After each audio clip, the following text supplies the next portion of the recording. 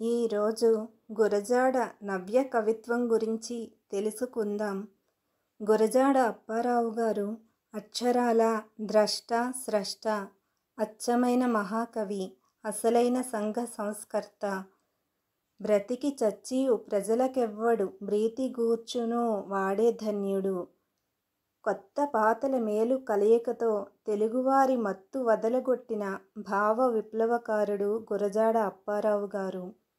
కందుకూరి సాంఘిక విప్లవంను, గిడుగు భాషా విప్లవంను తనలో సమన్వయించుకొని సరికొత్త సాహిత్య విప్లవంను లేవనెత్తిన నవయుగ వైతాళికుడాయన. ఆంధ్రభారతి అంతకు ముందటి అలంకార భారముల నుడిల్చివేసి ముచ్చటగా ముత్యాల సరాలనలంకరించుకొన్నది. నాటకము, గేయము, వ్యాసము, కథానిక ఆయన వాంగ్మహిమతో ఎన్నడూ లేని జవమును జీవమును పుంజుకొన్నది. ఇప్పుడు కొన్ని పంక్తులను విందాం. దేశభక్తిని గురించి.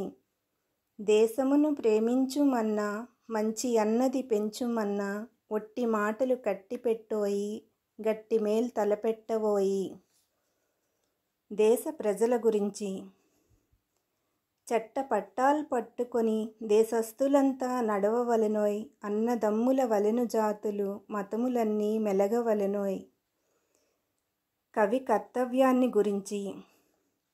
ఆకులందున అణిగిమణిగి కవిత కోకిల పలుకవలెనోయ్, పలుకులని విని దేశమందభిమానములు మొలకెత్తవలెనోయ్.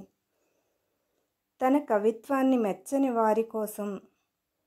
మెచ్చనంటావీవు నీవిక మెచ్చకుంటే మించిపాయెను, కొయ్య బొమ్మలు మెచ్చు కళ్ళకు కోమలుల సౌరెక్కునా. ముగింపు. గురజాడ అద్భుత సృష్టి కన్యాశుల్కం తెలుగులో సమగ్ర నాటకం లేని వెలితిని పూరించారని చెప్పవచ్చు. సంఘ సంస్కరణ లక్ష్యంగా సాంఘిక ఇతివృత్తాన్ని స్వీకరించి ప్రజల భాష అయిన వ్యవహారికంలో నాటక రచన చేసి ప్రథమ సాంఘిక నాటక రచయితగా ప్రఖ్యాతి గణించారు.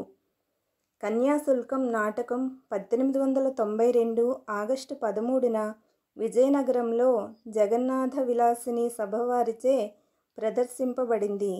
అయితే 1897లో ఇది ప్రచురింపబడి విజయనగర సంస్థానాధీశులు ఆనంద గజపతికి అంకితం ఇవ్వబడింది. 1909లో మార్పులతో రెండవసారి ప్రచురించి ఉత్తమ రూపం తీసుకొచ్చారు. ధన్యవాదాలు.